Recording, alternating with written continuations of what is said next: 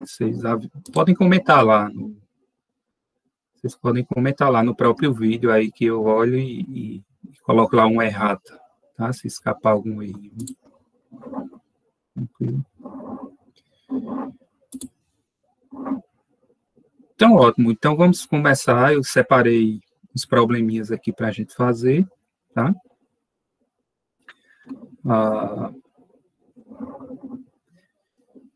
Então, eu vou compartilhar aqui minha tela.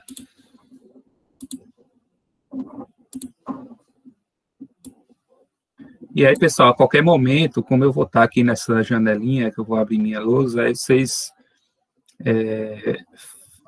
abram o microfone de vocês a qualquer momento, se vocês quiserem perguntar alguma coisa, tá?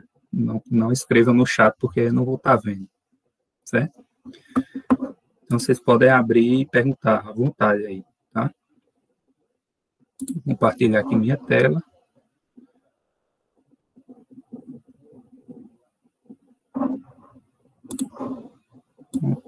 Então, vou aqui para minha lousa.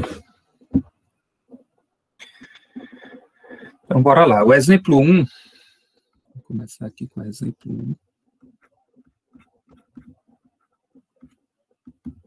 É o seguinte, na aula, se eu me lembro bem, eu comentei a vocês que eu falei das 4 forças, né, fundamentais, força eletromagnética, que é essa que a gente está estudando, força gravitacional, né, a força nuclear forte e a força nuclear fraca, né, são as 4 forças da natureza, as 4 forças fundamentais, né, que existem na natureza. E aí eu disse a vocês que a mais fraca delas era a força gravitacional, né? E aí, nesse probleminha, a gente vai comparar, esse exemplo simples, né? A gente vai comparar o quão a força elétrica é mais forte que a força gravitacional. Tá? Então, o problema diz o seguinte, a gente vai dar uma estimativa aqui de ordem de grandeza. Tá? Calcule a razão entre a força elétrica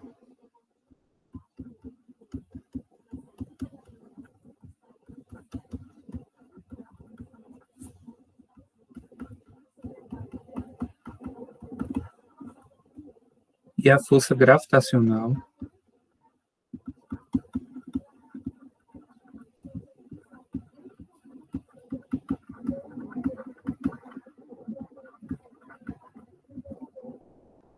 exercida por um próton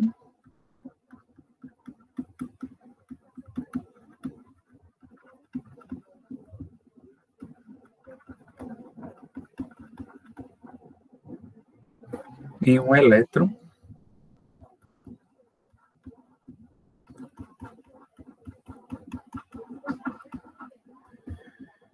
de um átomo de hidrogênio.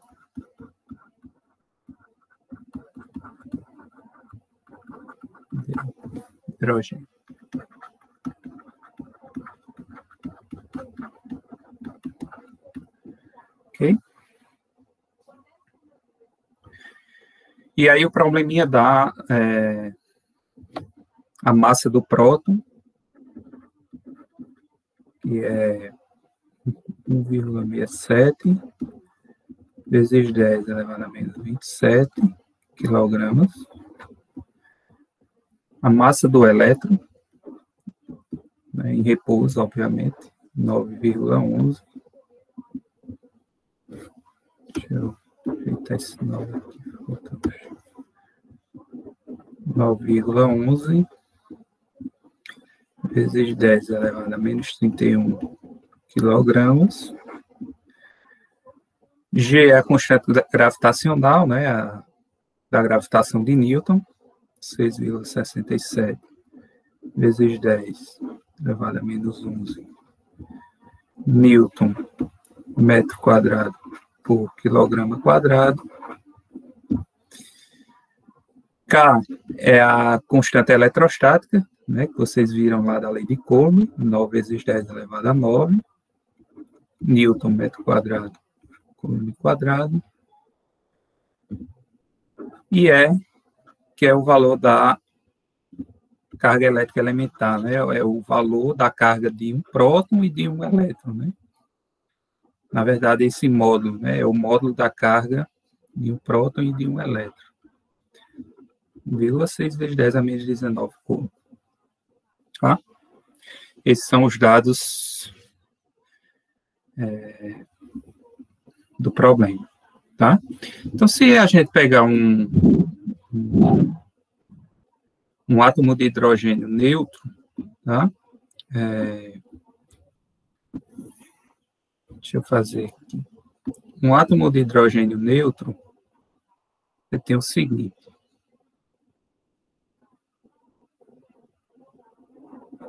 Deixa eu fazer menor aqui.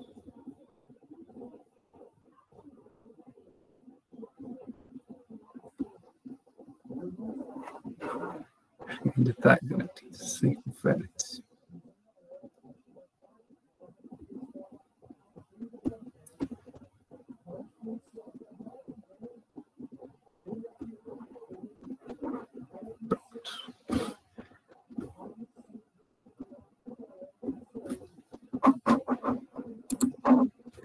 Esse aqui é o modelo clássico, tá? Do átomo de hidrogênio. Então, aqui no centro você tem o próton, né?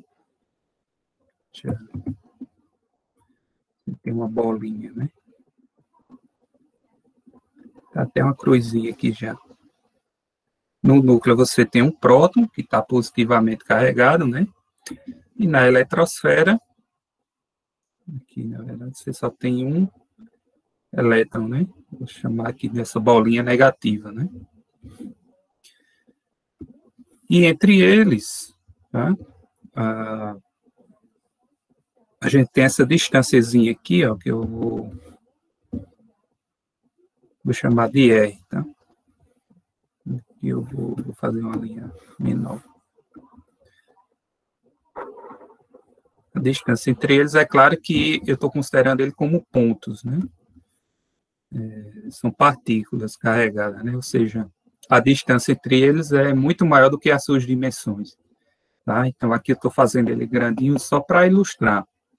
Mas, na verdade, aqui, essa reta, ela representa uma distância entre dois pontos, né? Que é o próton e o elétron.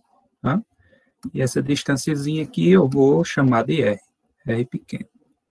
Ok?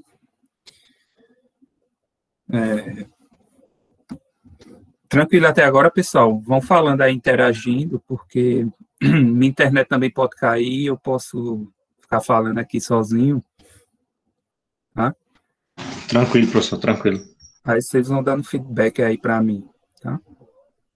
Já aconteceu de eu ficar falando quase 5 minutos sozinho e a internet caiu quando eu estava dando aula. Tá? E aí, ó, veja, ele quer saber o quê? Ele quer saber a razão entre a força elétrica. Lembra que a força elétrica, vocês viram, né? É a lei de Coulomb. Força elétrica.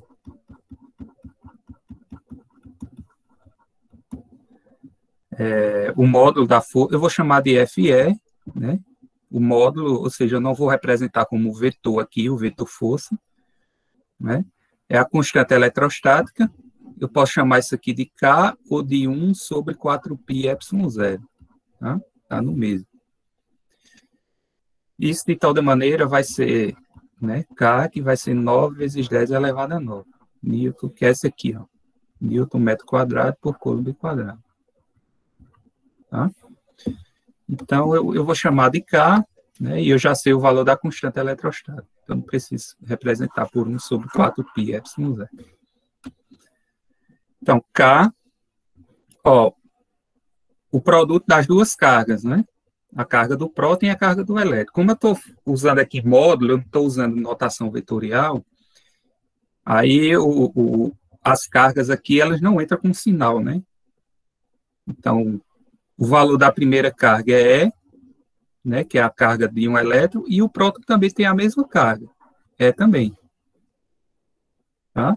Ou seja, eu posso chamar isso aqui de E vezes E elevado ao quadrado. Tá? tá? Então, fica E elevado ao quadrado, dividido pela distância entre elas ao quadrado, que é E. Então, no caso aqui, vai ficar E elevado ao quadrado. Tá? Quem seria a força gravitacional?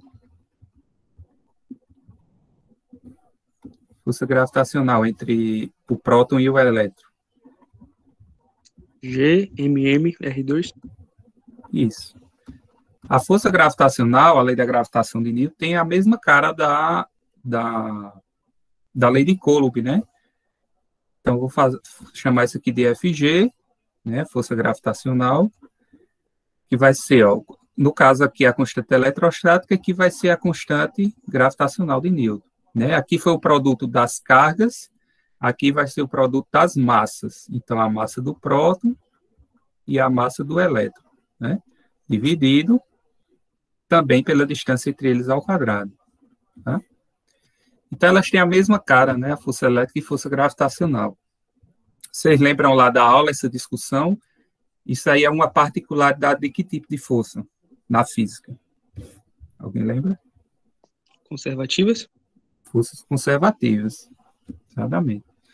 Então, forças conservativas são geralmente forças do tipo que variam com o inverso do quadrado da distância, né, 1 sobre r quadrado, e que seu trabalho independe da trajetória, né. Consequentemente, a gente pode escrever a energia potencial e a energia cinética do sistema, e a soma delas, que é chamada energia mecânica, se conserva a todo momento. Tá? Então, são sistemas que você pode afirmar isso para sistemas que exclusivamente estão com forças conservativas atuando ali. Tá? E aí a gente quer a razão, né? Então vamos fazer o seguinte, o que seria a razão aqui? Vou fazer FE sobre FG, né? O módulo da força elétrica dividido pelo módulo da força gravitacional. Então vai ficar simplesmente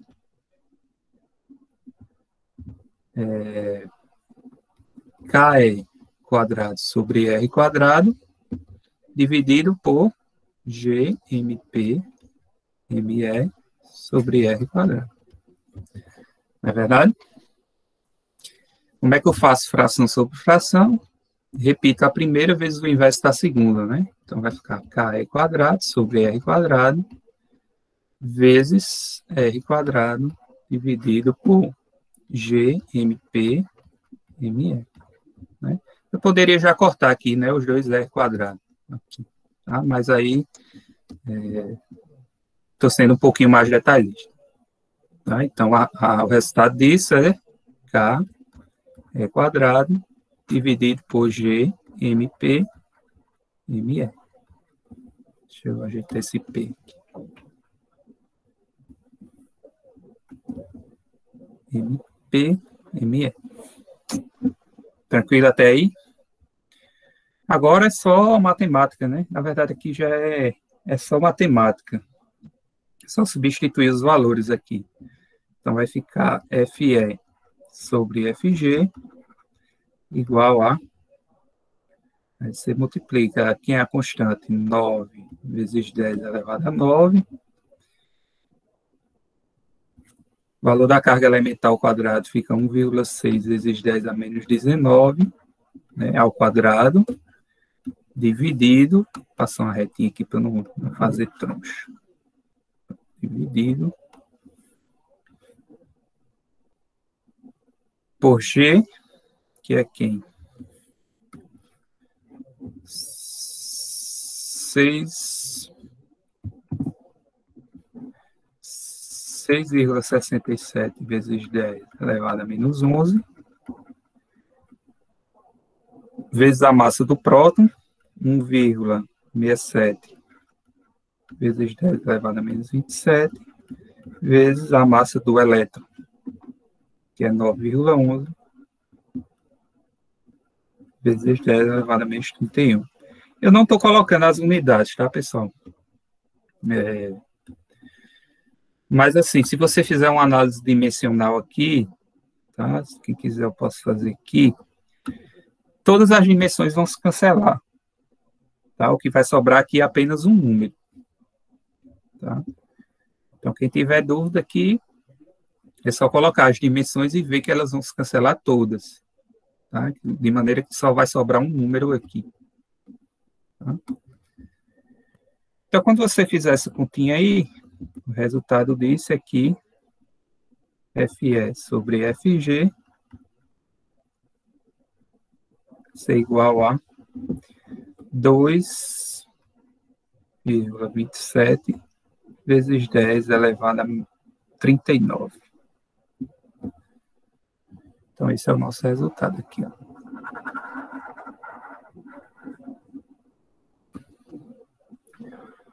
O que é que significa esse resultado?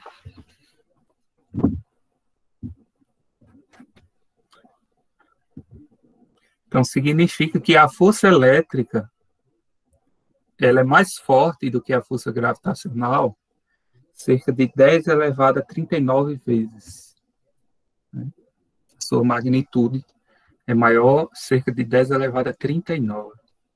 Né? Ou seja, ela é muito mais forte do que a força gravitacional. Isso aí você pode fazer isso para qualquer corpo. Tá? Que o resultado vai ser sempre isso aqui, ó, 10 elevado a 39 vezes. Tá? Então, a força gravitacional, ela só é relevante, né, para... Ela se torna muito forte em escalas grandes, né, no universo. Por exemplo, objetos, galáxias, né, buracos negros, enfim.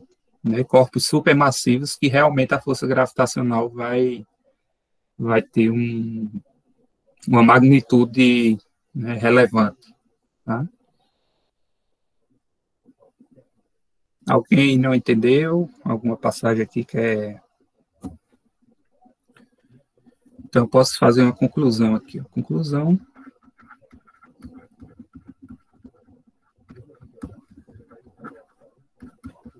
A força gravitacional, força elétrica, eletrostática, né?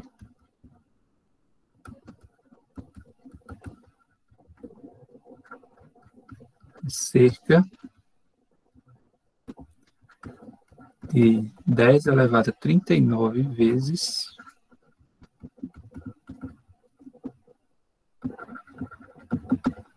mais intensa, né?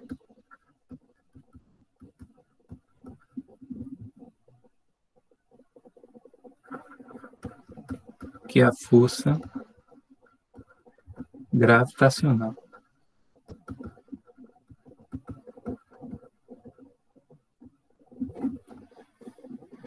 Tá bom? Professor, Oi.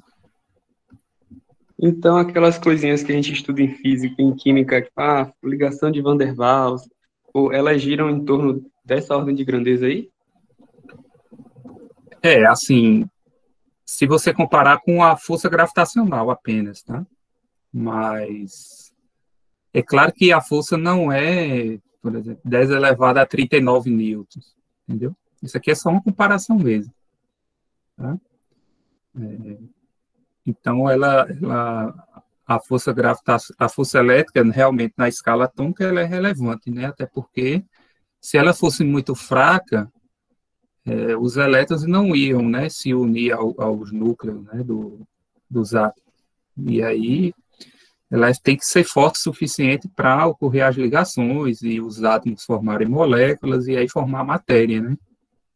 Então, é da própria natureza mesmo da força eletrostática. Tá?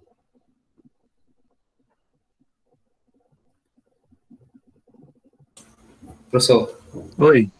tem até um experimentozinho que acho que eu sei se foi Thomson que fez, que ele foi calcular a carga elétrica, ele colocou, acho que foi um óleo descendo sobre um campo elétrico.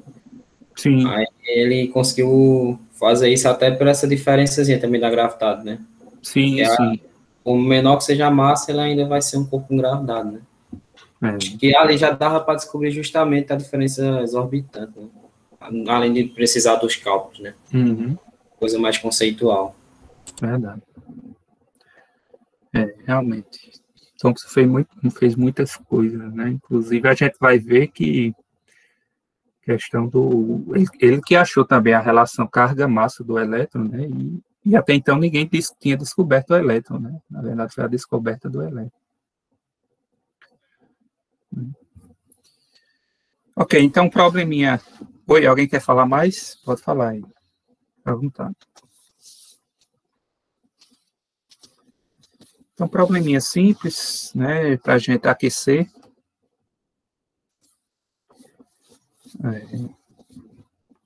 As meninas aí entenderam? Querem perguntar alguma coisa? Tranquilo, professor. Deu para entender.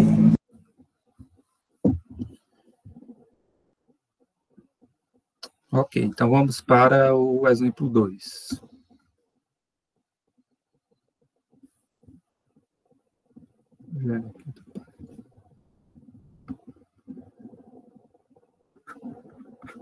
Exemplo 2.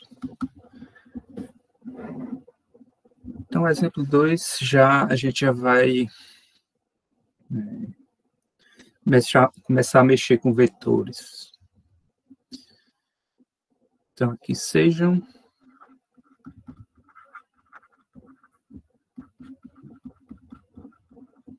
três cargas pontuais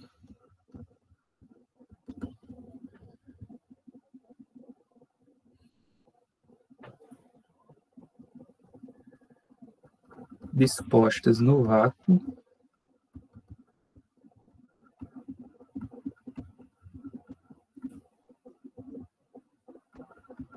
na forma de um triângulo equilátero.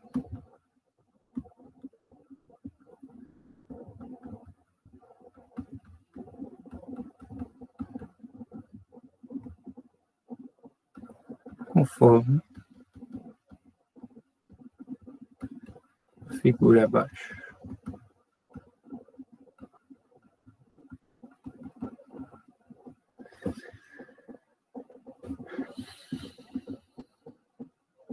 Então, determine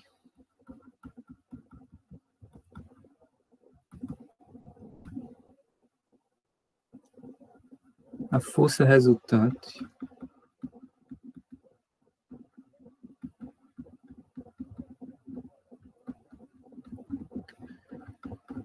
em Q1. Tá? Então, os dados da questão, Q1 igual a menos 2 microcoulomb, Q2 igual a mais 3 microcoulombs, Q3 igual a mais 3 microcoulombs também, e D igual a 4 metros. Então, o probleminha é esse aqui. Deixa eu ver se eu já tenho um triângulozinho aqui.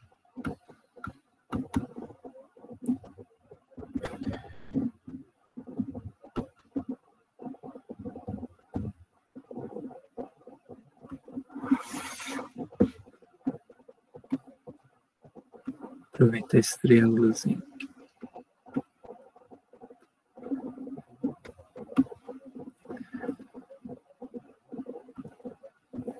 Então, a gente tem as três cargas aqui, elas estão dispostas de maneira que cada uma está no vértice do triângulo aqui. Tá? Então, por exemplo, essa de cima aqui eu estou chamando de Q1. Q1. Essa daqui eu estou chamando de Q2. E essa daqui, chamando Q3. Tá?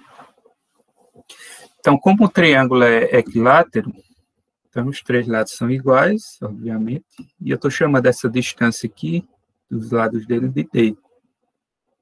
Então, aqui é D, aqui é D, e aqui também é D. Tá?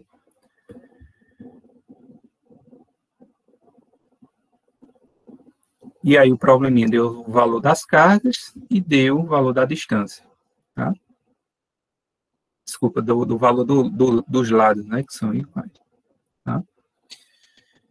Então, eu quero saber qual é a força resultante aqui que está agindo na carga Q1. Okay? Esse é o nosso problema.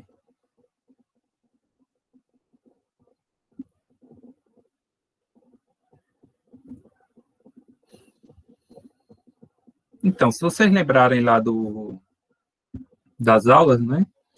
Eu falei que a força eletrostática, por ser uma força conservativa, né? Ela também atende ao princípio da superposição e ao teorema das cascas. Acho que vocês lembram disso.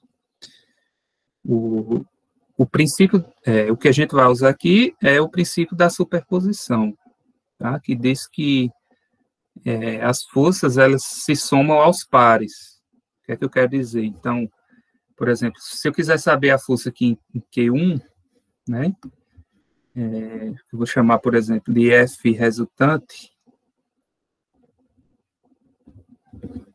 Esse F ficou feio. F resultante, né? Vetor. Eu posso chamar FR1, se vocês preferirem, tá? FR1. Então, a força resultante em 1, ó, vai ser a soma, né, da interação que ela está fazendo com 2 e a interação que ela está fazendo com 3. Tá? Ou seja, você soma aos pares, né? Ou seja, a força resultante em 1 vai ser igual à força, né, em 1 devido a 2, né, mais a força em 1 devido a 3. Vetorial. Isso aqui é uma equação vetorial.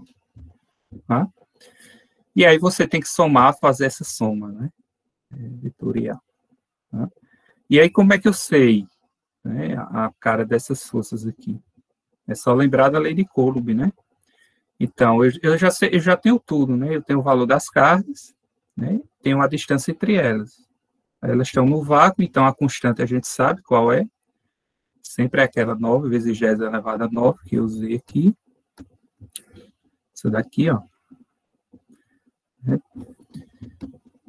E agora é só questão de vetores, né? De você somar vetores.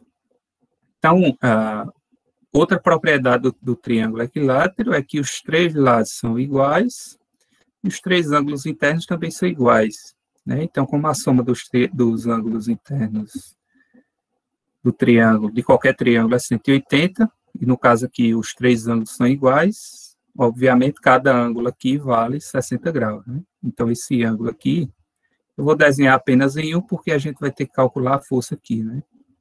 Vale 60 graus. Tá? Eu vou fazer até assim, já que aqui eu vou desenhar um vetor, então esse ângulo aqui vale 60 graus. Tá? Então, bora lá. A gente tem que ver os sinais aqui, né, para saber para onde está apontando a força.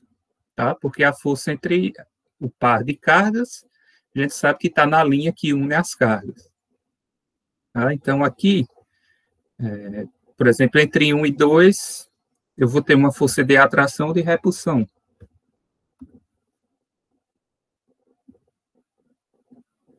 Entre 1 e 2.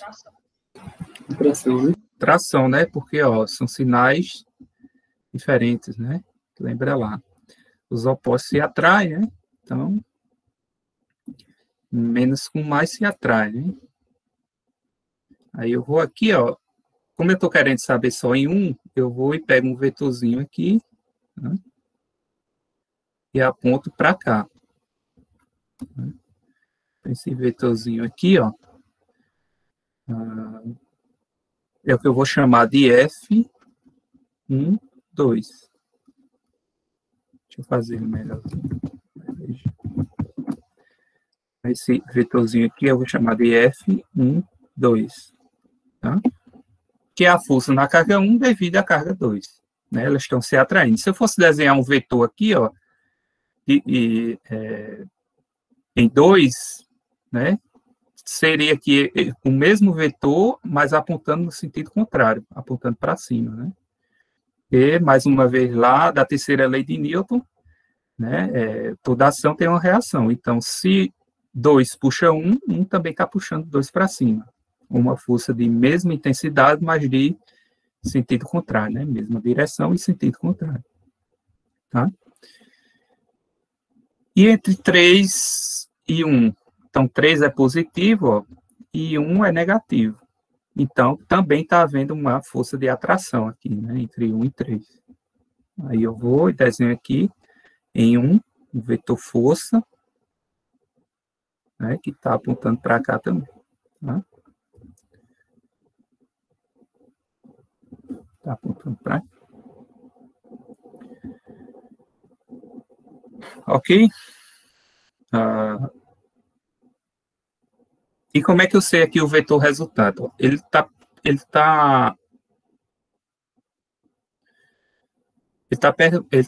perguntando qual é a força resultante em Q1. Tá? Eu vou adicionar aqui, determina o módulo da força resultante. Seria isso, né? Porque se eu colocar a força resultante, dá a entender que seria o vetor força, né? Você determinar módulo, direção e sentido. Mas eu não estou querendo isso agora. Eu quero apenas um módulo. Então, vou colocar o módulo da força resultante. Q1. Tá? Então, como é que eu calculo aqui o meu vetor resultante? Ó, sim, faltou dar um nome aqui, né? A esse outro vetorzinho aqui. Ó. Entre 1 e 3 vai ser F1, 3, né? F. Fazer de 3. Esse vetorzinho daqui é F1, 3. Ou seja, a força em 3, em 1, devido a 3, a carga 3. Tá?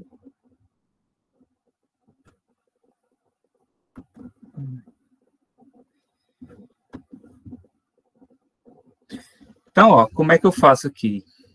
Eu ligo, né? Eu passo aqui, na verdade, duas retas paralelas, né? Eu passo na extremidade de uma reta paralela ao outro vetor de lá. Então, eu passo uma retinha aqui,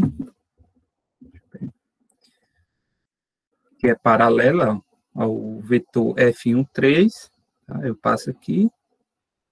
E faço a mesma coisa aqui. Eu vou para a extremidade de F1, 3 e passo uma reta paralela a F1, 2. Tá? Aqui. E aí o meu vetor, né? Resultante, vou fazer ele aqui até de outra cor, vou fazer até de amarelo para dar um destaque.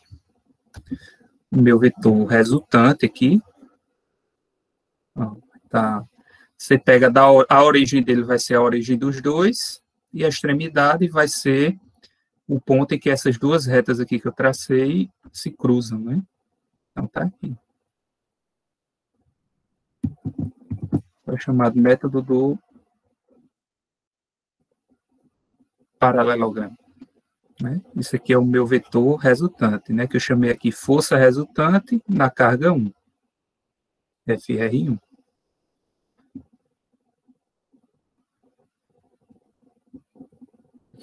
Tranquilo? Sim. Agora, ó, é só vocês lembrarem lá de cálculo vetorial. Né? Eu tenho dois vetores, eu sei o módulo deles e sei o ângulo entre eles. Então, basta eu usar a lei dos cossenos, né?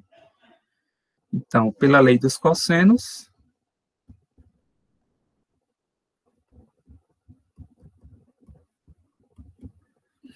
né? Aqui eu vou pegar o módulo, né? Então, toda vez que eu escrever a letrinha sem a seta, eu estou dizendo que é o módulo do vetor, né? Por exemplo, FR1 é o módulo do vetor FR1. É o módulo. Ok? Então, vou apagar. E aí vocês já sabem de antemão. Tá? Então, o módulo do vetor resultante, FR1, vai ser igual a quem? A raiz quadrada, né? De quem? De F12 ao quadrado, mais o outro ao quadrado, né? F13 ao quadrado,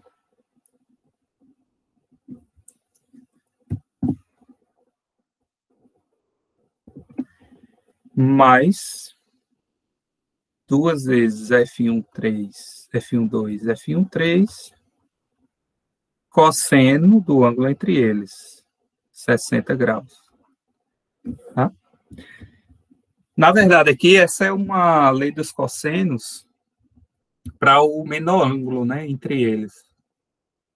E, na verdade, a lei dos cossenos aqui tem um sinal de menos. Mas aqui eu estou pegando o ângulo 180 menos θ. E aí, quando você faz cosseno de 180 menos θ, dá menos cosseno de θ. Então, menos com menos fica mais aqui. Tá? Essa é a fórmula geral para você. Acredito que vocês fizeram muito isso, né, em mecânica, né? Em física mecânica. Tá? Isso aqui é quando você usa o menor ângulo entre os dois vetores. Tá? Ok, então bora lá. Agora é só substituir, né? Então, FR1 igual a raiz quadrada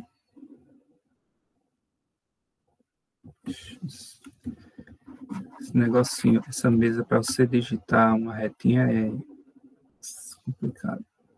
Então fica, na verdade aqui, ó,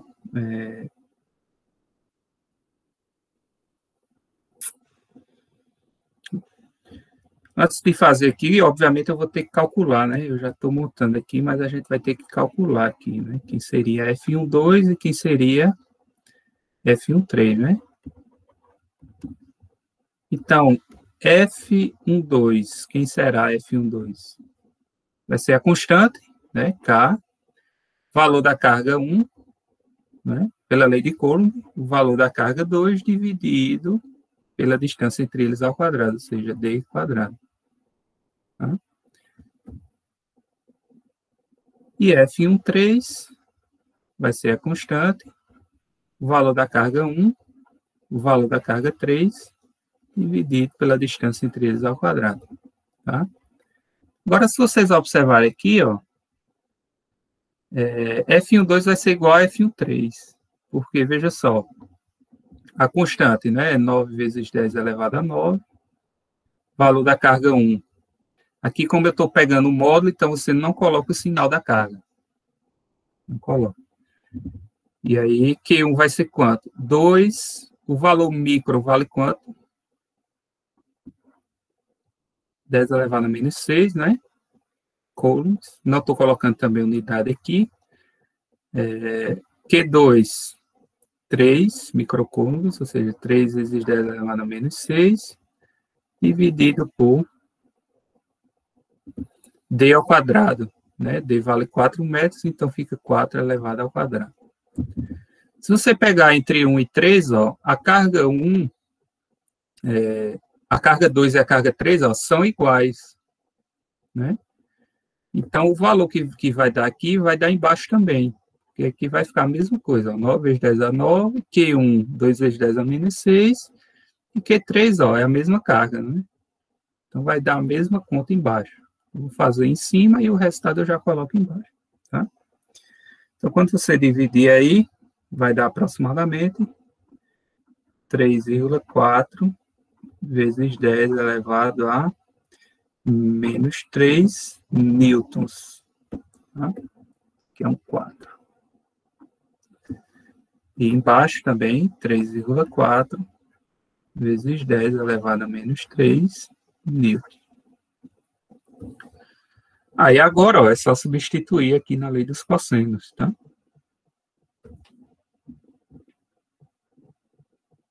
Então, vou gerar aqui uma página nova.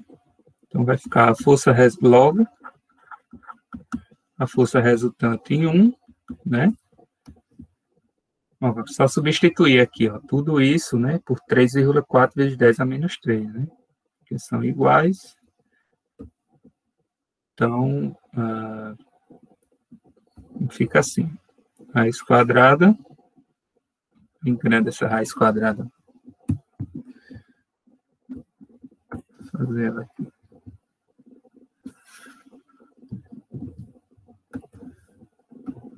Então, vai ficar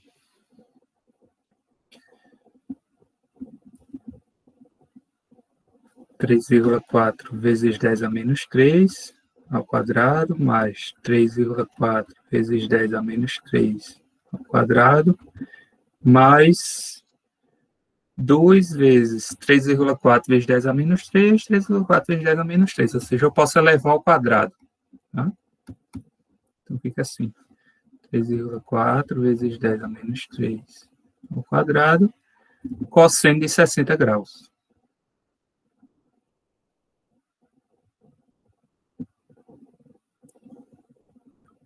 Vezes cosseno de 60 graus. Que é raiz de 3 sobre 2, não é isso?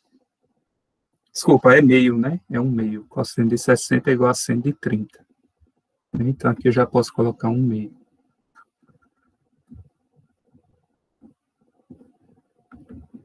Vezes um meio. Um meio vai embora com esse. Quando você fizer essa continha aí, quem tiver calculador aí, quiser conferir, tá? Sempre é bom conferir. Porque às vezes eu posso errar uma besteirinha aqui na calculadora minha também.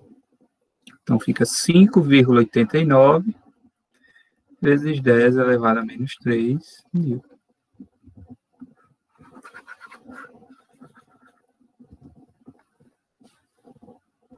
Esse é o módulo da força resultante na partícula 1, E1.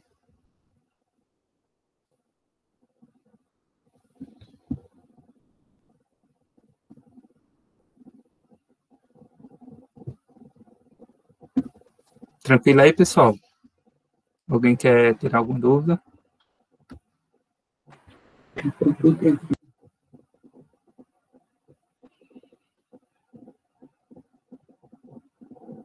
Tudo tranquilo, professor. O pessoal tava colocando aqui também no chat que tá de boas. Certo. Então, vocês falem aí, tá? No chat eu não consigo. Eu tenho que sair daqui e voltar lá para a janela. Tá?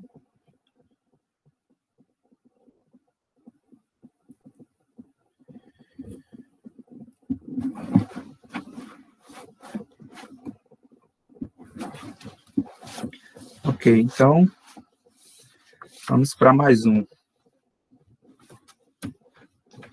Ô, professor, toda vez que a gente vai fazendo essa análise vetorial assim, Sim. A gente nunca precisa, a gente sempre considera as cargas de módulo, né?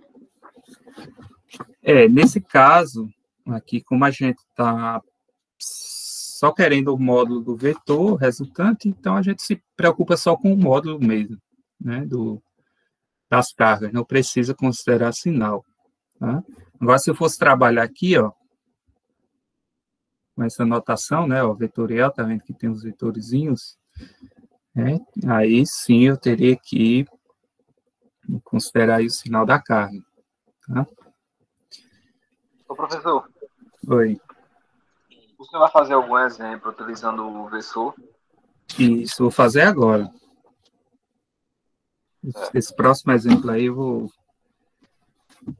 vou fazer. Tá?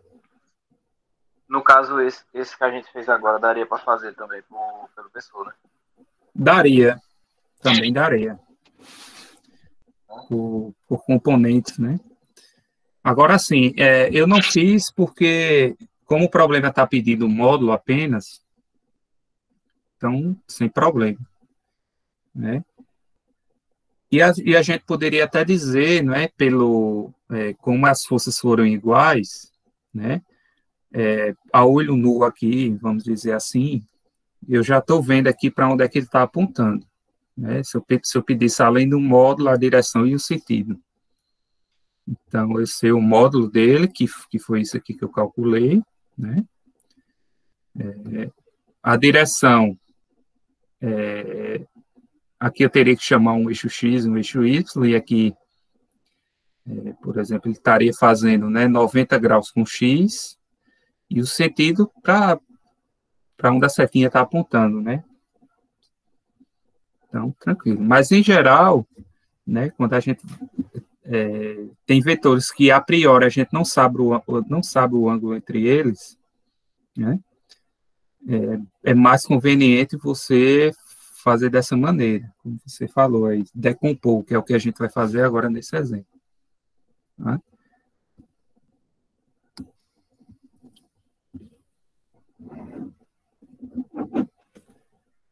Aqui é o exemplo 3.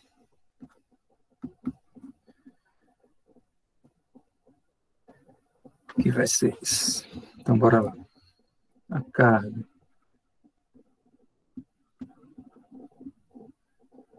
Q1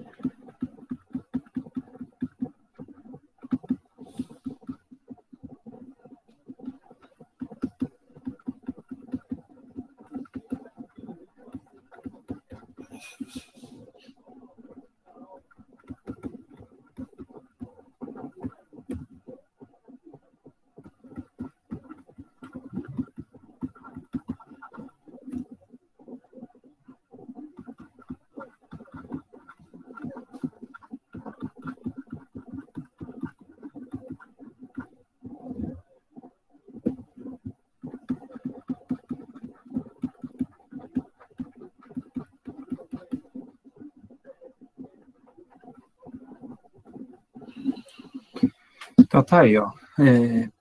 A carga Q1, ele dá o valor dela, é 25 nanocoulombs. Está na origem de um sistema cartesiano. Então, eu vou aqui desenhar um sistema cartesiano.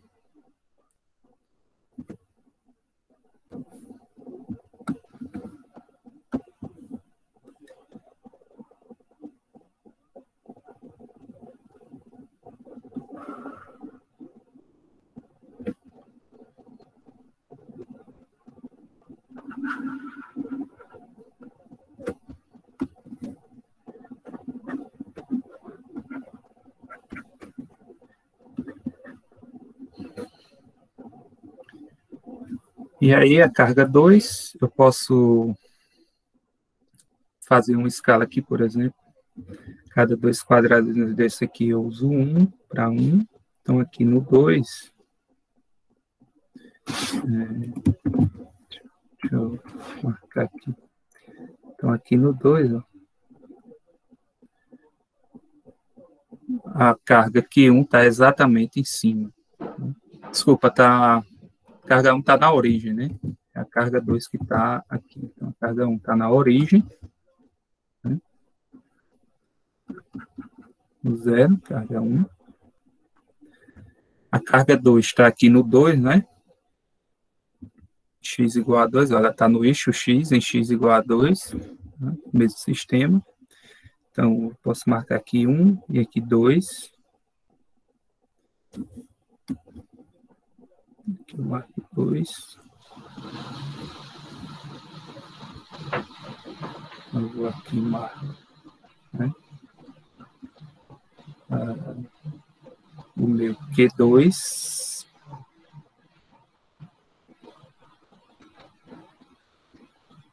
Né? E o meu Q3, ele está no ponto de x igual a 2 e y igual a 2. Ou seja, ele está aqui nessa coordenada x. E aqui, se eu usar a mesma escala aqui que eu estou usando, ó, que é 1, que é 2, né? A carga Q3, ela vai estar aqui, né? Q3. Vamos até marcar aqui as coordenadas, né?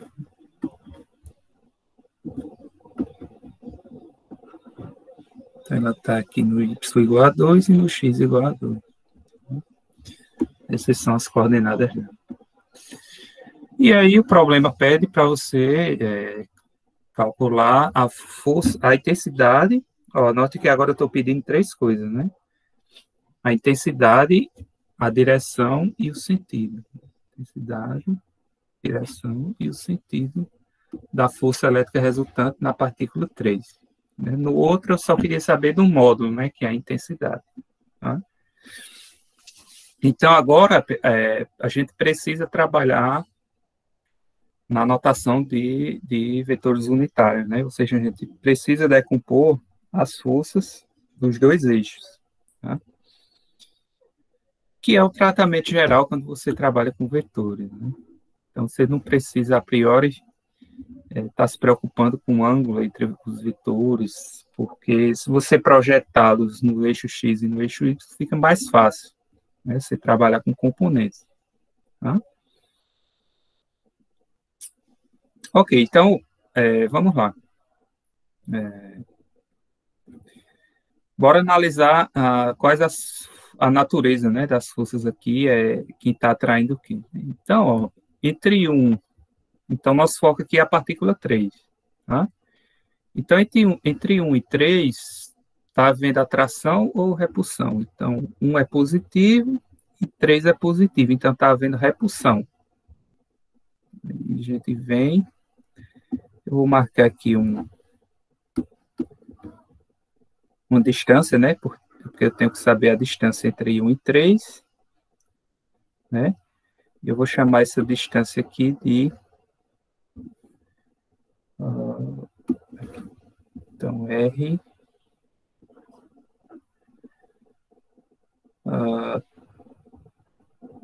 3 ou 3,1, né? Vou falar R31. É a distância entre 1 e 3. Ok, e a força é de repulsão. Então, eu vou aqui, né, vou desenhar o vetorzinho força aqui. Está apontando para fora, né? Então, o vetor força está nessa reta amarela, né? Ela pertence a essa reta aqui, nas cargas, e está apontando para fora. Então, deixa eu tentar fazer aqui mais. Aqui, ó, mais ou menos. Né? Então, esse vetorzinho aqui é a força, né? A notação sempre é essa, ó, é a força em 3 devido à partícula 1. Então, é F3,1. Tá? Entre 2 e 3 está havendo o quê? Então, eu olho para 2, ó, 2 é negativo, e 3 é positivo. Então, está havendo atração entre 2 e 3. Né? Então, entre 2 e 3, né, a distância entre elas é essa distância aqui, ó, essa própria linha, né? Eu chamando de R23, o R32, né, o tamanho dessa linha, e o vetor força está apontando para baixo. Então, a reta que une ela, né? Então, aqui. Esse é o vetor força F. 3, 2. Deixa eu fazer mais para cá.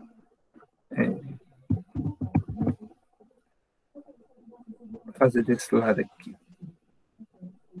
Aqui pode ser aqui mesmo. F3. A força em 3 devido a 2. Né? Tranquilo aí, pessoal? Vocês estão aí? Então, né? Sim, sim. Está tranquilo, professor. Então, bora lá. E aí, ó, vamos seguir o mesmo esquema aqui. Né? Como é que eu sei quem é meu vetor resultante? Posso fazer de verde aqui. Então, eu passo uma linha, né, ó, da extremidade de cada vetor. Por exemplo, essa aqui de baixo, ó, eu passo uma linha aqui, paralela ao vetor de cima, né? Então, eu pego aqui, ó. Essa é uma reta paralela ao vetor de cima. E esse aqui eu passo uma reta paralela ao outro vetor, né? Partindo aqui da extremidade dele. Então, eu faço isso aqui. Né? Então, tá aí.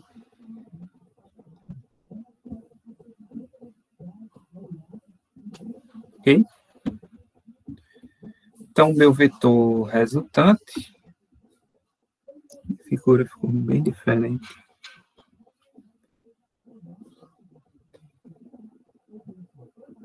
Então, o vetor resultante, ó, vai apontar para onde?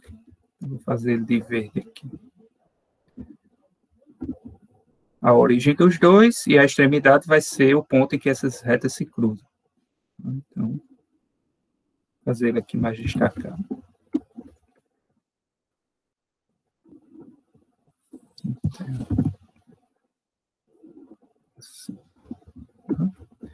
Então, tá aí, ó. Esse é o meu vetor força. Vou fazer aqui. Está muito carregado essa figura. FR. Você pode fazer FR3, né? Vamos seguir o mesma nomenclatura anterior, né? É a força resultante na partícula 3. Tá? Tranquilo. Então, vamos lá. Como eu disse a vocês, a priori, né, você não sabe, né, em geral, você não sabe o ângulo entre os vetores. Tá? Você não sabe. No problema anterior foi fácil, né, porque no triângulo equilátero aqui a gente já sabia que o ângulo entre eles é 60, mas em geral você não sabe. E aí o que é que você faz? Né, você coloca eles na origem do sistema e você trabalha com componentes. Né, ou seja, você decompõe os vetores. Tá? E aí eu vou fazer o seguinte, eu vou desenhar esse mesmo sistema aqui, eu vou fazer ele menorzinho. Tá? Então, eu vou fazer assim. Fazer ele menorzinho. Então, se eu fizer um transporte paralelo, né, desses dois vetores aqui para a origem, lembrando que a gente pode fazer isso para qualquer vetor, né? Você transportar paralelamente um vetor, você não está mudando nem o módulo dele, que é o tamanho, nem a direção e nem o sentido. Então, isso pode ser feito tranquilamente. Na verdade, tem que ser feito para se trabalhar com componentes. Então, vou pegar esses vetores pretinhos aqui, ó, e vou trazer eles para a origem. Tá? Então, por exemplo, esse vetor botou aqui F32, né? Já ele é mais fácil, né? Ele está apontando aqui, ó, para baixo. Até um pouquinho maior. Deixa eu fazer assim. Já que aqui tem... Eu vou aumentar esse eixo aqui.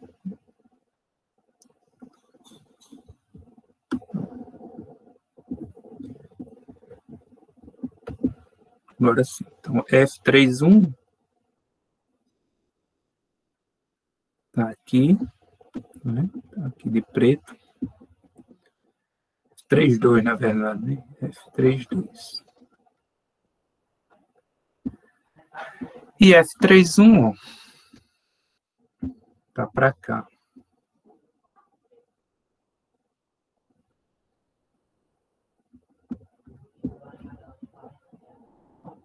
Aqui, né? Mais ou menos.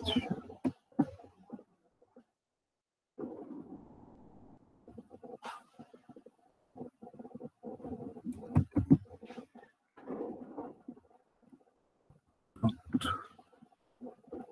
É um pouquinho maior, mas enfim, aqui é o F3. Pronto. Eu não vou desenhar o resultante, tá? Porque o resultante já está aqui, vocês estão vendo ele. E aí o seguinte, a primeira coisa que vocês têm que... Então a gente vai ter que decompor. Na verdade, só um deles, né? Porque o F32 está no próprio eixo Y, então ele só tem componente em Y. Né? Aqui é tranquilo. Porque eu vou ter que decompor esse vetor F31 aqui, tá? Então, como é que eu faço? Se vocês perceberem, ó, esse ângulozinho aqui, ó, é igual a esse ângulo aqui, né? Enfim, vem lá do paralelismo, né? Então, se eu chamar esse ângulozinho aqui de, por exemplo, alfa, ou teta, né? Vou chamar de alfa, porque o outro eu vou chamar de teta. Chamo isso aqui de alfa, isso aqui é alfa também. Tá? Então, esse alfa é igual a esse, que é igual a esse aqui. Né? É o ângulo que ele está fazendo, ó, com essa reta que é paralela a x, né? Esse ângulo aqui que ele está fazendo com o eixo x. Então, isso aqui é alfa. Né? Se eu colocar ele aqui na origem, então o alfa vai ser o ângulo que ele faz com o eixo x, né? E aí eu posso calcular a alfa aqui, né? Quem é a alfa aqui, ó, desse triângulozinho aqui, ó? Vocês olharem aqui, ó, esse é um triângulo retângulo, tá? Ó. Esse lado amarelinho aqui é a hipotenusa, e aqui eu tenho dois catetos, né? Ó, um cateto aqui oposto, né? E outro aqui, que é o adjacente, tá? Então, eu posso calcular a alfa, tá? Como é que eu calculo esse alfa aí, esse ângulo? Professor? Oi? Assim, eu dizer que é muito fácil, mas para o quadrado a gente sabe que a hipotenusa vai ser L raios de 2, e a gente faz pelo seno de alfa, aí vai ser igual ao cateto oposto, que é 2, dividido por 2 raiz de 2, né? Que não é o quadrado. Aí vai descobrir que θ vai ser igual a seno a menos 1 de 1 sobre raiz de 2, e dá o 45. Dá para o senhor fazer dessa forma, que é...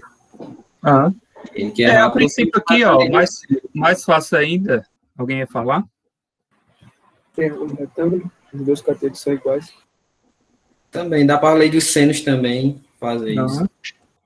Então, assim, como o colega falou aí, como os dois catetos são iguais, você já sabe que o ângulo é 45, né? Assim, porque o seno e o cosseno são o mesmo, né? O ângulo de 45. Mas aqui, ó, você pode... aqui foi coincidência, né? Vamos dizer assim. Então, você pode aqui, ó, pegar a tangente, porque aí você já conhece, ó, os dois catetos aqui de cara, né? Ó. Então, para esse triângulo aqui, ó, aqui seria a tangente de alfa. Posso fazer aqui. Então, que seria a tangente de alfa? Cateto oposto, que é 2, dividido pelo cateto adjacente, né? Que é essa distânciazinha aqui, que é 2 também. Então, tangente de alfa é 1, significa que alfa é 45 graus. Né?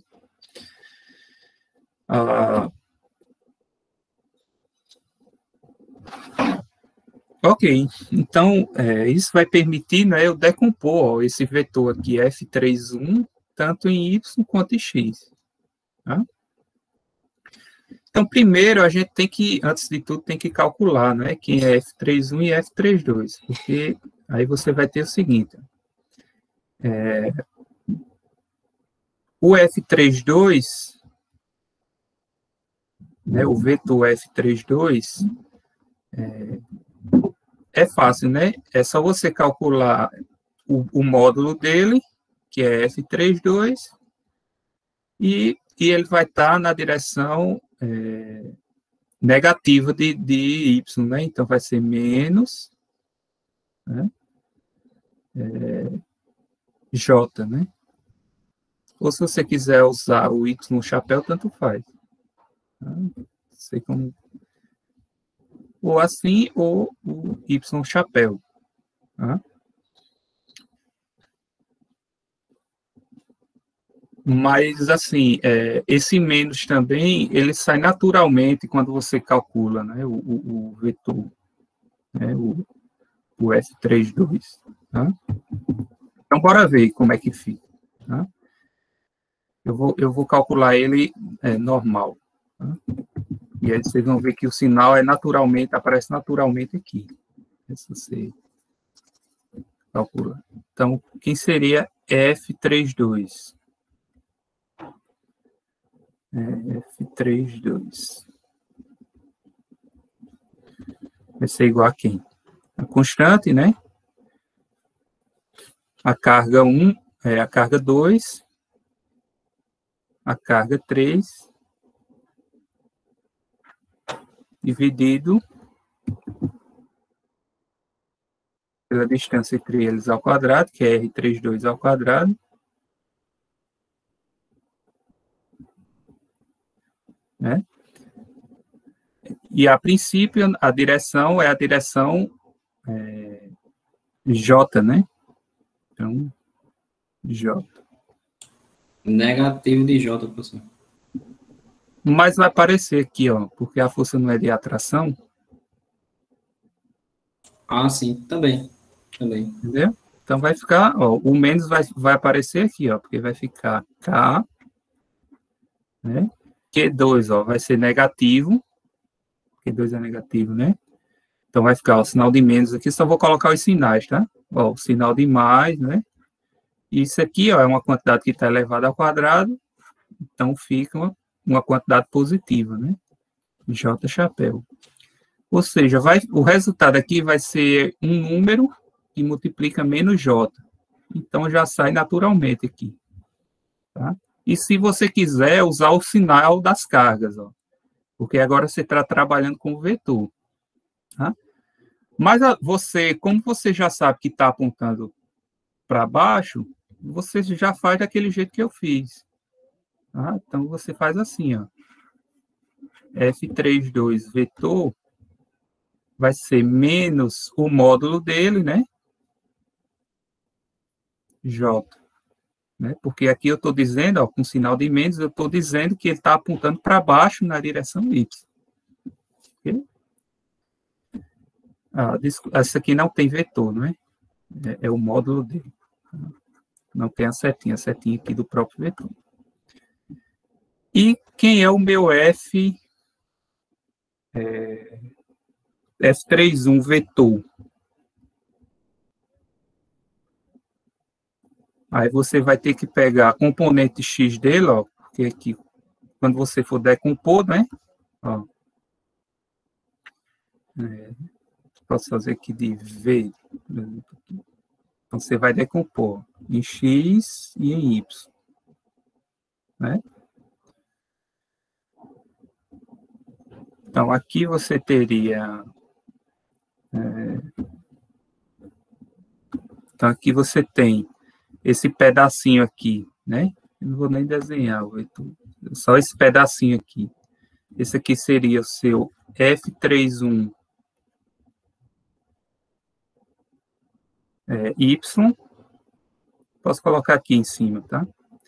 E esse pedacinho aqui, ó, é o seu F31X.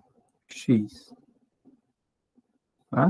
De maneira que o seu vetor F31, né? Vai ser o quê? Vai ser F31X.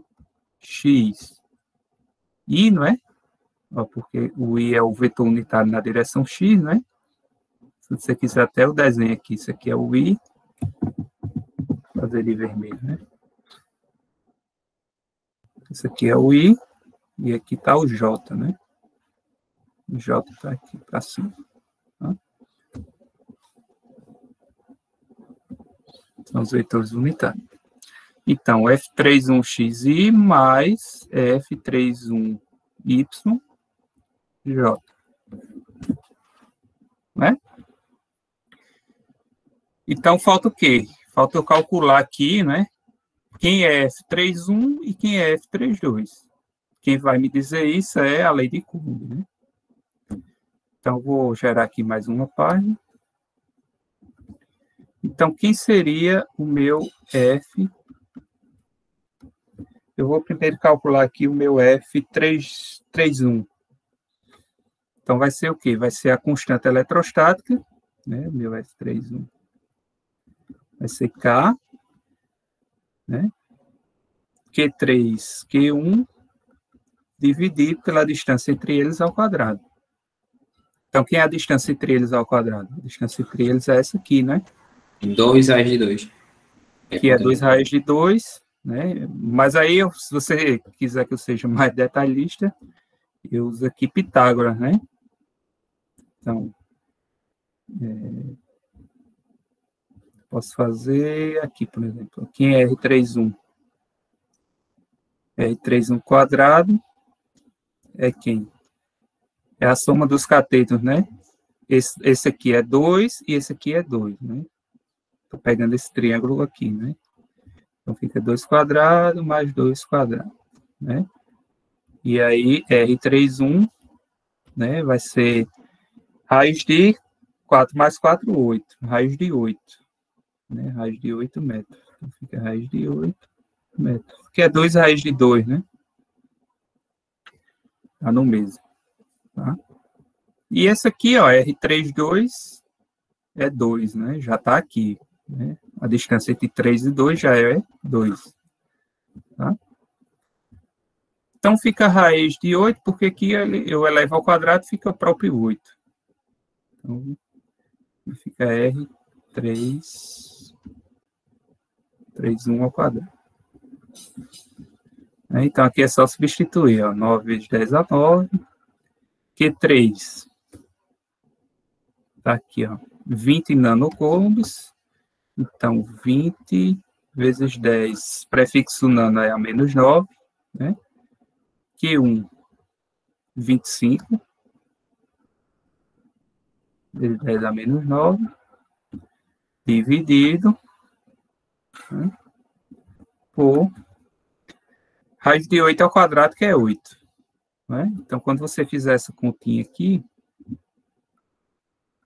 o seu F31, né, o módulo dele, ó, tá vendo que eu estou trabalhando só com o módulo, é 5,62 vezes 10 elevado a menos 7 newtons. Tranquilo aí? E qual é o outro que falta calcular? É o F32, né? Que é isso aqui. Esse aqui a gente já calculou o módulo dele. Vamos calcular o F32, que é o produto das duas cargas aqui, ó, 3 e 2, né, dividido pelo quadrado da distância entre elas, que é o R32. Mas a gente está vendo aqui pela figura, ó, que vale 2, né, distância entre elas. Tá? Então, vai ficar F32 igual a K, Q3, Q2, dividido.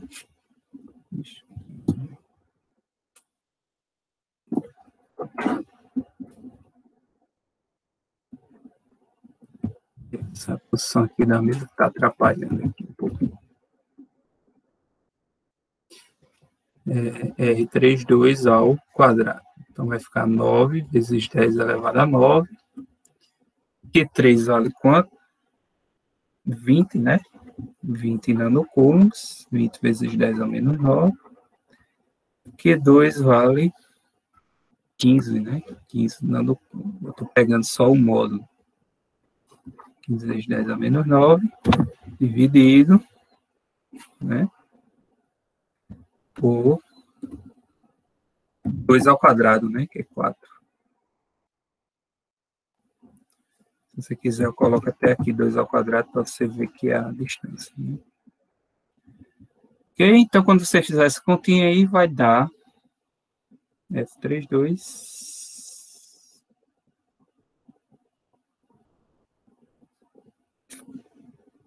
Acho que eu coloquei 25, né? 15. 9 dividido por 8 dividido por 4. 6,74 vezes 10 elevado a menos 7.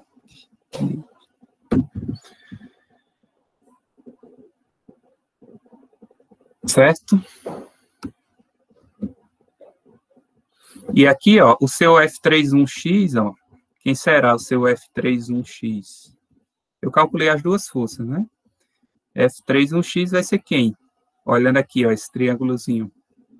Qual é a projeção dele no eixo X? Vai ser F31. Ó, o triângulo. Cosseno. Cosseno de alfa, né? Cosseno de alfa. E o Y, ó, F31Y, vai ser F31, obviamente, seno de alfa, né? Alguém tem alguma dúvida em relação a isso? Quer que eu mostre aqui direitinho o triângulo? Ó, o triângulo retângulo é esse, né? Então, é só pegar, ó, a hipotenusa é F31, né? E aí você pega o seno e o cosseno, né? É isso que eu estou fazendo aqui. Mas aí, quem não consegue visualizar isso, fale aí que não é para ficar com essa dúvida não, tá? Então, posso seguir, né? Sim, sim. Tranquilo, professor. Bora lá. Ok, então, ó, eu já calculei, né? O F31 e o F32, né? E aí, quem seria o meu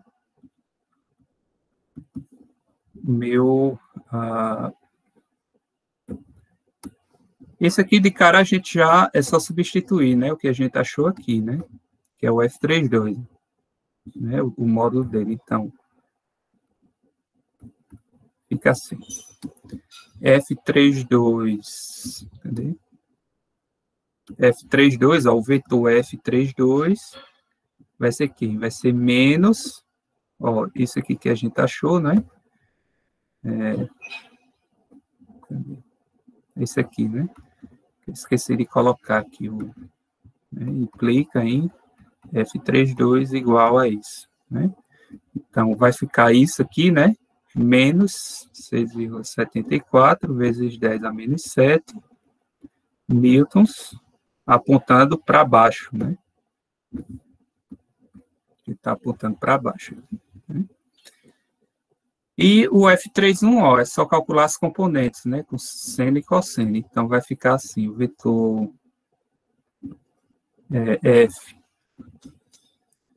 F31, esse aqui, F31x, que é F31 cosseno de alfa, ou seja, vai ficar assim, ó. 5,62 vezes 10 a menos 7, né? Vezes o cosseno de 45, né? Que é I, mais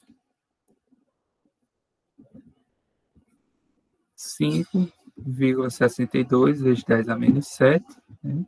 Que é Newton, né? Seno de 45. J. Tá? Ou seja, ó, esses vai ter componentes iguais, né? Porque o seno de 45 é igual ao cosseno de 45. Então, F31, né? Quando você fizer essa continha aí,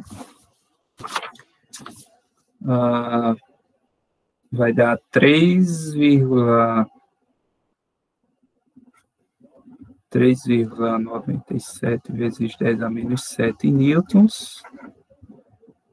E né, aqui, ó, F32 e aqui é F31. Tá? E mais, mesma coisa, né? 3,97 vezes 10 a menos 7 newtons. J. Pronto, ó, a gente já achou os dois vetores, né? Os dois vetores forças, né? Aí agora fica fácil para achar o vetor resultante. Basta você somar vetorialmente os dois, porque você achou ó, o próprio vetor, né? No outro, a gente calculou só o módulo e usou lei dos cossenos. Então, portanto, a força resultante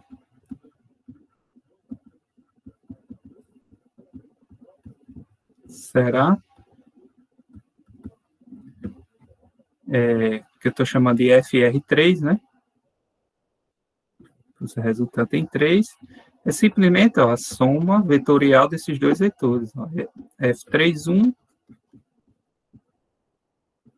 mais F32.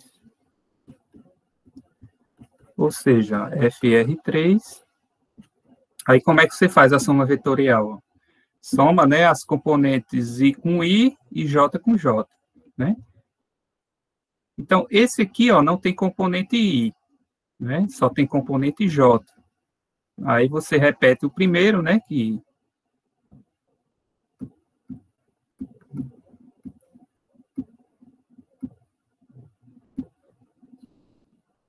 eu criei uma página a mais.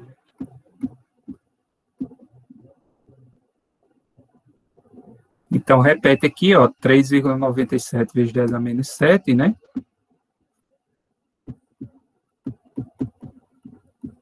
Sete newtons e... Aí aqui você vai ver, ó. Aí soma o J dele com o J desse, tá? Aí quando você fizer aqui, ó, você vai ver que, ó, esse número é maior que esse, né? Então, vai ficar com a componente negativa, né? Quando você faz isso com esse, né? O 10 a menos 7 aqui é o mesmo para os dois, ó, e faz simplesmente 3,97 menos 6,74. E repete o 10 a menos 7. E vai ficar menos negativo 2,77 vezes 10 a menos 7 newton J. Ó. Esse aqui, ó, é a minha força resultante, né? O meu vetor força, tá? Mas o problema está pedindo o quê? Está pedindo o módulo, a direção e o sentido, né? Então, quem será o módulo dele? Como é que eu calculo o módulo do vetor? A raiz dos quadrados das componentes. Isso, é a raiz quadrada ó, das componentes x e y dele, né? Então, você tira a raiz quadrada. Traço aqui.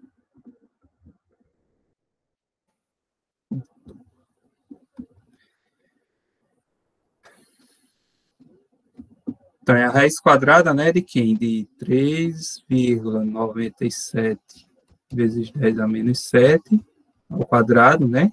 Componente x, mais 2,77 vezes 10 a menos 7. Então, quando você faz essa continha, FR3 igual a 4,84 vezes 10 a menos 7 newtons.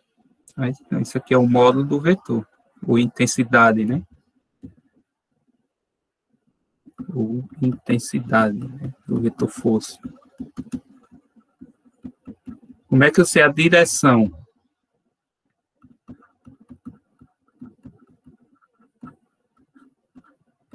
A direção. Direção é a inclinação da reta, né, que ele está com relação ao eixo X.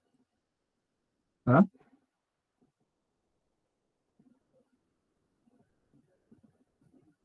Então, a direção, ó, vai ser o quê? A tangente, né? Eu posso desenhar ele assim, ó. Deixa eu apagar.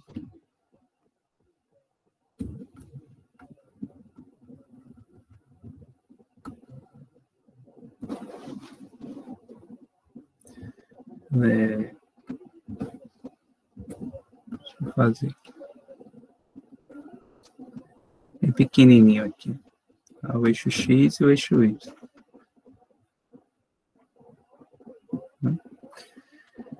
E aqui o Y e aqui o X, tá? Então, a princípio,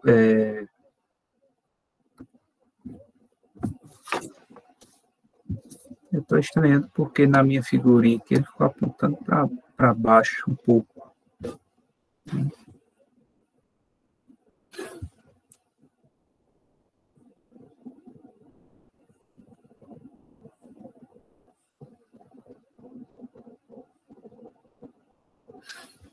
Deixa eu só dar uma conferida aqui, pessoal.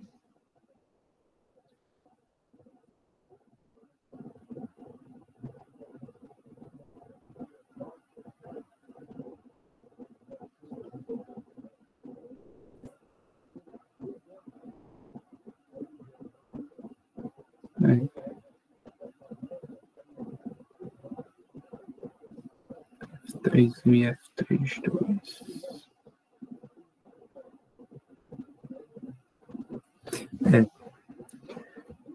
É porque é o seguinte, isso aqui que a gente faz pode levar você ao erro, tá? Porque aqui, ó, a gente imaginou tamanhos arbitrários, tá? Para esses vetores.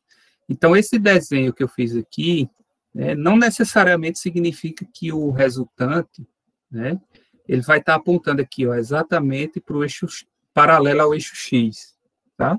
Porque vocês vão ver pelo resultado que não é isso que vai acontecer, tá?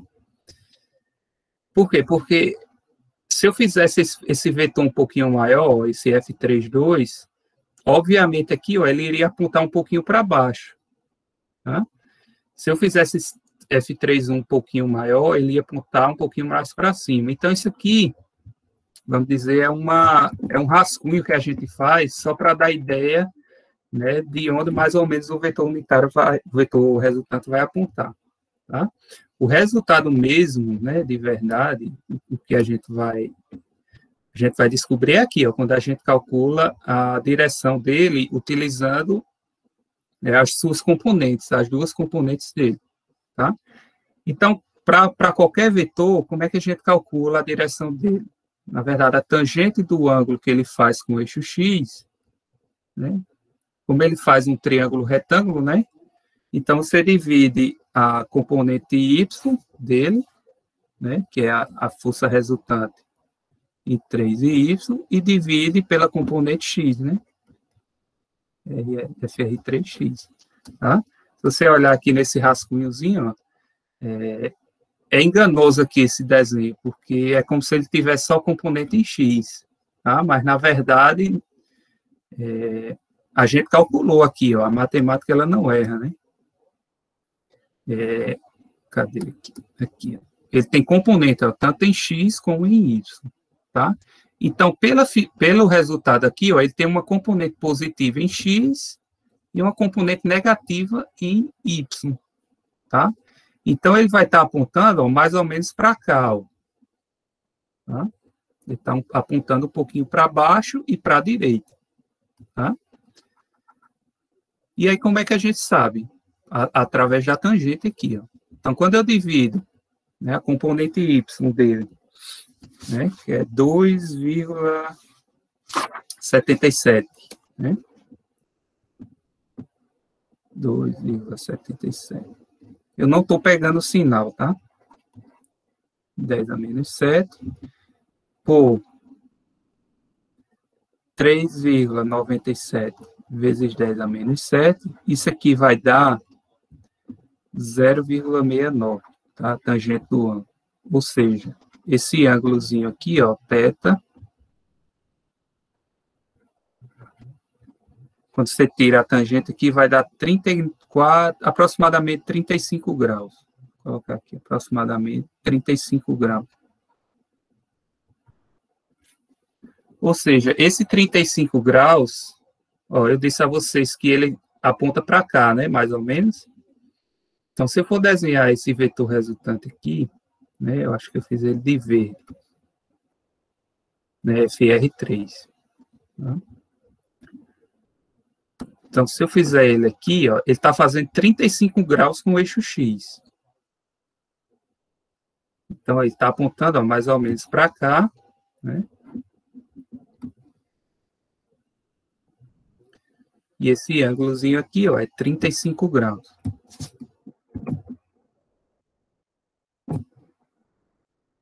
Esse ângulozinho aqui é 35 graus, tá? Certo. Né? E esse aqui é o meu vetor F, R, né? Força resultante na partícula 3, tá? Que eu estou colocando na origem. Aí eu pergunto a você, essa é a direção do vetor? Na verdade, não. Porque a convenção, não sei se vocês lembram disso, né? Mas a convenção é que você usa esse ângulo aqui, ó, na verdade. Você usa esse, né?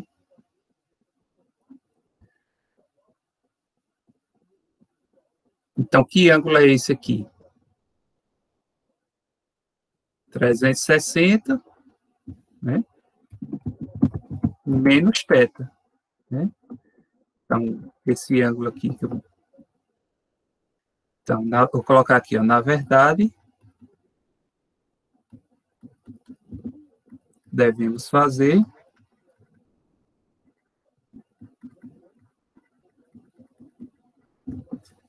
360 graus menos θ, né? Que vai dar quanto? 325, né?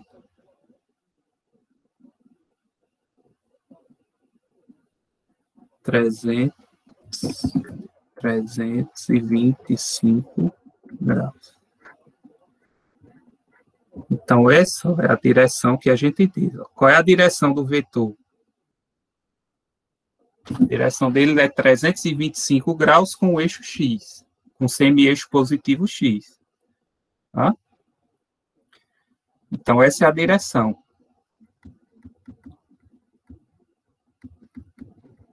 Direção. E o sentido?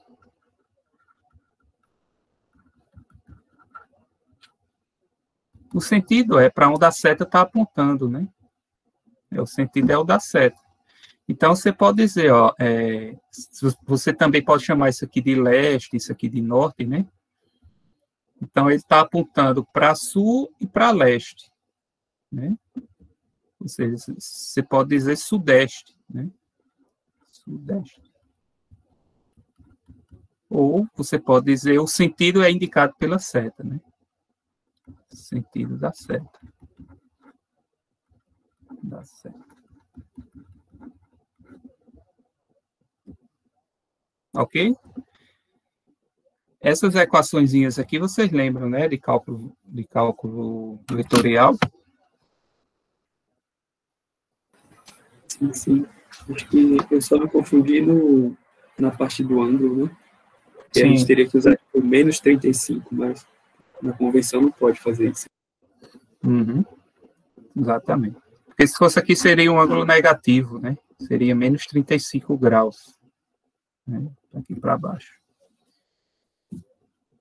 Então, tá respondido aí, né, pessoal? A gente queria o módulo dele, a gente achou, a direção dele e o sentido. Tá? Alguém ficou com alguma dúvida aí?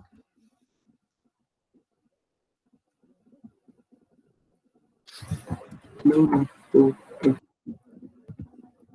pessoal tá falando no chat aí, eu acredito. Se vocês quiserem abrir o microfone, fica à vontade, tá?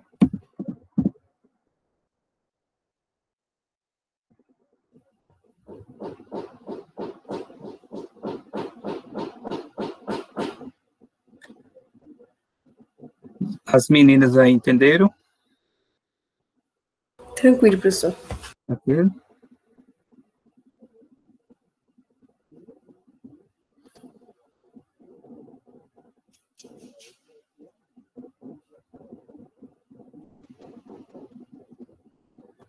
Ok, então.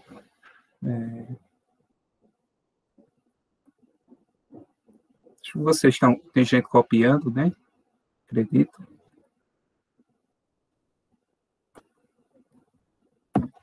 Então, vou deixar aqui no slide. Se vocês quiserem que eu volte aqui para.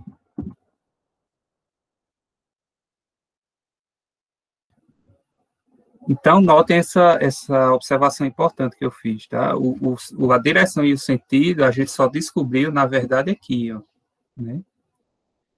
Através do cálculo do ângulo. Então, essa tentativa inicial aqui foi um pouquinho errada que eu fiz, né? Está bem paralela aqui ao eixo X. Na verdade, o que está acontecendo é isso aqui, ou seja, aqui eu deveria ter feito, né, essa setinha aqui maior, né? Se eu fizesse essa setinha maior, esse vetor restante ia ficar um pouquinho para baixo aqui. Aí estaria mais conveniente, tá? Então, por isso que você tem que trabalhar, né, em geral, é mais útil você trabalhar nesse formalismo mesmo, de decomposição de vetores, né? Porque a priori você não sabe nem o módulo dos vetores, nem o ângulo entre eles, tá? Quem vai dizer aqui são as componentes, tá?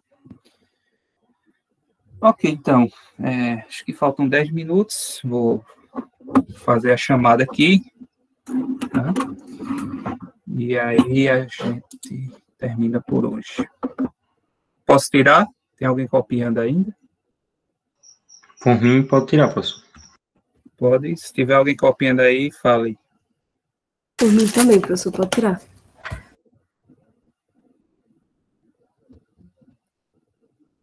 Então tá, eu vou tirar. E aí se manifestou contra.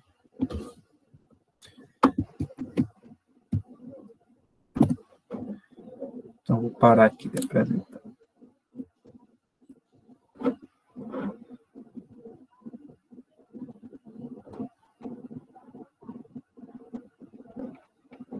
Ok, então eu vou... Tem 14 pessoas aqui. Deixa eu parar de gravar.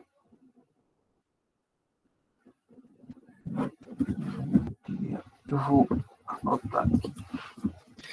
Ao invés de abrir o siga às vezes fica muito lento, eu vou anotar aqui. A sessão só vão confirmando aí, tá? Vocês estão presentes.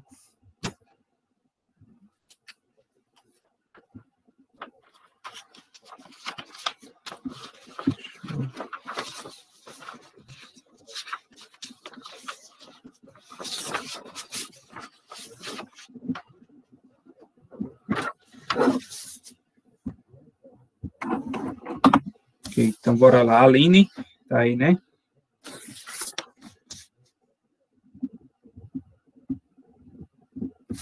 Aline, Caio. Presente, professor. Érica. Presente. Everton. Aqui. Fernando.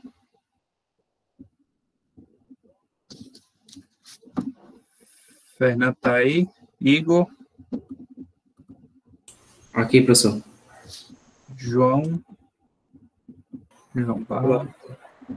Josiângelo. Presente.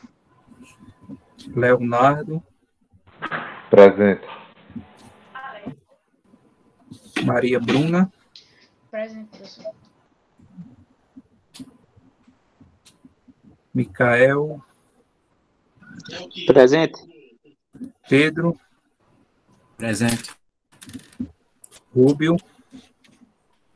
Presente, professor.